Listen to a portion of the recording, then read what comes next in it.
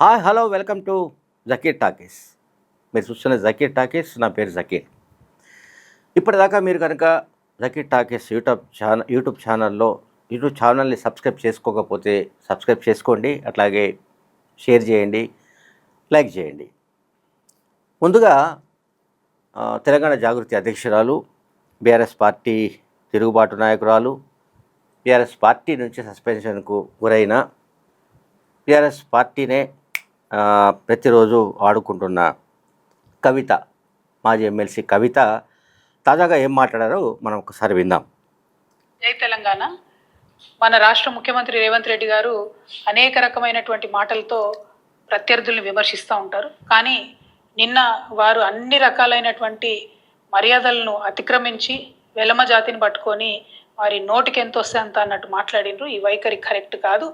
ఖచ్చితంగా మీరు ముఖ్యమంత్రి పదవి ఎక్కేటప్పుడు ఒక ప్రమాణ స్వీకారం చేసిండ్రు. ఏ భేదభావం లేకుండా అందరినీ సమానంగా చూసుకుంటాను, అందరినీ గౌరవిస్తాను అనేటటువంటి మాట మీరు ప్రజలకు ఇచ్చున్నారు. రాజ్యాంగం మీద ప్రమాణం చేస్తున్నారు. అవన్నీ మర్చిపోయి ఇవాళ మీరు ఒకటే ఒక జాతిని టార్గెట్ చేసి మాట్లాడడం కరెక్ట్ కాదు. రాజకీయంగా మీరు ప్రత్యర్థుల్ని ఎదుర్కొనేటటువంటి దమ్ము ధైర్యం లేకనే మరి ఇట్లా ఒక జాతి మీద విషం చిమ్ముతున్నారని నేను బలంగా నమ్ముతున్నాను. ఈ వైఖరి మీరు మార్చుకోవాలని కూడా నేను ముఖ్యమంత్రి గారిని డిమాండ్ చేస్తాను. రైట్. కవిత గారి మాటలు మనం విన్నాం. కవిత అంటే ఏ మాట కావాలంటే చెప్పుకోవాలి. ఆమె ఇప్పుడు ఒక కొత్త ఇష్యూని ఆమె తీసుకొచ్చినట్టుగా కనబడుతుంది. ఒక కొత్త ఇష్యూను ఎజెండాపైకి తీసుకొచ్చినట్టుగా కనబడుతుంది. తెలంగాణ రాజకీయాల ఎజెండా పైన డైరెక్ట్గా తీసుకొచ్చినట్టు కనబడుతుంది. ఎందుకంటే ఆమె నేరుగా మాట్లాడారు. ముఖ్యమంత్రి రేవంత్ రెడ్డి వెలమల గురించి మాట్లాడాడని, వెలమ జాతి గురించి మాట్లాడాడని, ఈ రకమైన పద్ధతి సరైనది కాదని ఆమె మొత్తం వెలుమలందరినీ వెనుకేసుకొని రావడానికి ప్రయత్నించారు. వెలుమ జాతి గురించి ముఖ్యమంత్రి మాట్లాడారని కూడా ఆమె అన్నారు. అయితే ముఖ్యమంత్రి రేవంత్ రెడ్డి ప్రసంగంలో వెలమ అనే ప్రస్తావన ఆయన తీసుకురాలేదు. ఆ మాట ఆయన వాడలేదు. ఆయన మాట్లాడింది యాస్టీజ్గా చెప్పాలంటే, మంది ఫోన్లు వినడం వంటి అత్యంత క్రూరమైన నేరానికి పాల్పడ్డ నువ్వెట్లా జాతిపిత అవుతావు అని ఆయన ప్రశ్నించారు. ముఖ్యమంత్రి రేవంత్ రెడ్డి మిర్యాలగూడలో మున్సిపల్ ఎన్నికల ప్రచార సభలో మాట్లాడుతూ ఆయన ఈ వ్యాఖ్యలు చేశారు.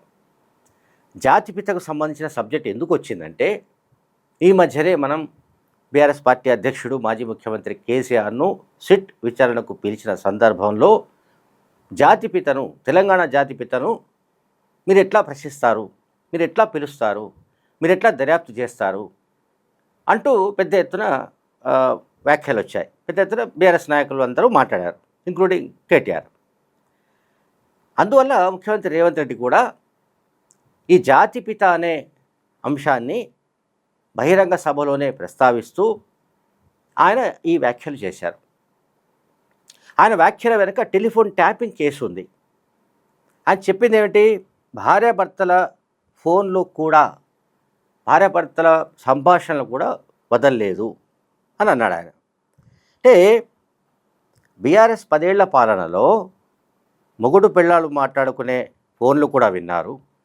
అండ్ వాళ్ళ రాజకీయ నాయకులు, జర్నలిస్టులు, సినీ తారలు ఎవరి ఫోన్లను వదలలేదు. మంది ఫోన్లు వినే వాళ్ళు కూడా అసలు మనుషులేనా? సో అటువంటి వాళ్లకు నోటీసులు ఇస్తే, విచారణకు రమ్మని పిలిస్తే జాతిపితకు నోటీసులు ఇస్తారా అని అనడం ఎంతవరకు సబబు అని అన్నాడు ఆయన. ఆయన వ్యాఖ్యల్లో నిజానికి మనం అర్థం చేసుకోవాల్సి ఉంది. ఆయన వ్యాఖ్యలేమి కేసీఆర్ను కించపరిచేవి కావని నేనైతే అనుకుంటున్నాను. ఎందుకంటే తెలంగాణకు జాతిపిత ప్రొఫెసర్ జయశంకర్ మాత్రమే అని కూడా రేవంత్ రెడ్డి నిర్ధారించాడు. కేసీఆర్ కారు. ఎందుకు కేసీఆర్ కారు అంటే, ఈ రకంగా గంజికి గతి లేని వాళ్ళు బెంజి కార్లలో ఇప్పుడు తిరుగుతున్నారు. అట్లాగే పెద్ద ఎత్తున 100,000 ఎకరాల భూములను కొట్టేశారు. అండ్ ఫామ్ హౌస్లను ఏర్పాటు చేసుకున్నారు. అండ్ పెద్ద ఎత్తున సంపద కూడా పెట్టుకున్నారు అంటూ బీఆర్ఎస్ నాయకుల గురించి ఆయన మాట్లాడాడు. తెలంగాణ సమాజానికి ఇదంతా తెలుసు. రేవంత్ రెడ్డి చెబితేనే తెలుస్తుందని అనుకోవడం సరైనది కాదు. రేవంత్ రెడ్డి చెప్పకపోయినా చెప్పినా తెలంగాణ సమాజానికి ఈ విషయాలన్నీ తెలుసు కనుకనే వాళ్ళను ప్రతిపక్షంలో నెట్టేశారు, వాళ్ళను అధికారం నుంచి తొలగించారు. అధికారం నుంచి తొలగిపోయినా కూడా ఇప్పటికీ వాళ్ళు మేమంతా ఒక సంఘటితంగా ఉన్నాము అని చెప్పడానికి ఒక సామాజిక వర్గం ప్రయత్నిస్తోంది. సో ఈ సామాజిక వర్గం జనాభా ఎంత, లేకుంటే తెలంగాణలో ఈ సామాజిక వర్గం ప్రభావం ఎంత, ఈ సామాజిక వర్గానికి సంబంధించిన ఓటర్లు ఎంతమంది, ఈ చర్చ వేరు.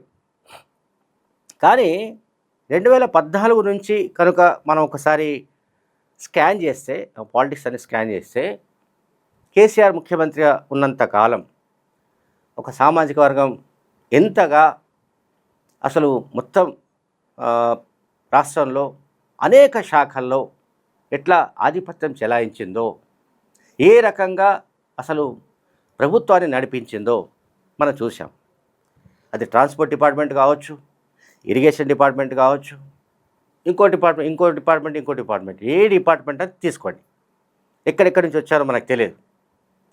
మొత్తం అంటే అన్ని జిల్లాలలో పనిచేసే ఆ సామాజిక వర్గానికి సంబంధించిన వాళ్ళందరూ హైదరాబాద్లో మోహరించారు, హైదరాబాద్ చుట్టూ మోహరించారు. హైదరాబాద్, రంగారెడ్డి, సంగారెడ్డి, ఈ హైదరాబాద్ చుట్టూ ఉన్న 100 కిలోమీటర్ల రేడియస్లో ప్రతి శాఖలో వాళ్ళ ఆధిపత్యం కొనసాగింది ఆ 10 ఏళ్ల కాలంలో.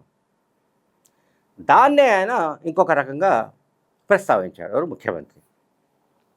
సో ముఖ్యమంత్రి టెలిఫోన్ ట్యాపింగ్ కేసు గురించి మాట్లాడుతూ ఆయన ఈ విషయాలు మాట్లాడాడు. నిజానికి భార్యాభర్తలు మాట్లాడుకునే విషయాలు, వాటిని వినడం అనేది అసలు కుసంస్కారం.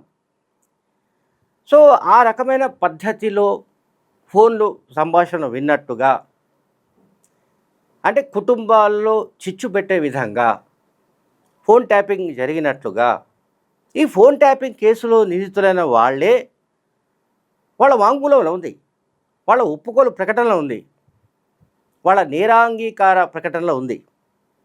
అది కోర్టులో చెల్లుతుందా లేదా అనేది వేరే సబ్జెక్ట్. కానీ వాళ్ళు ఇచ్చిన వాంగ్మూలంలో ఈ విషయాలన్నీ ఉన్నాయి. ఎవరెవరు ఫోన్లు ట్యాప్ చేశారు, ఏ భార్యాభర్తలు మాట్లాడుకుంటే విన్నారు, ఎట్లా బెదిరించారు, ఏ రకంగా డబ్బు వసూలు చేశారు, ఇవన్నీ ఉన్నాయి.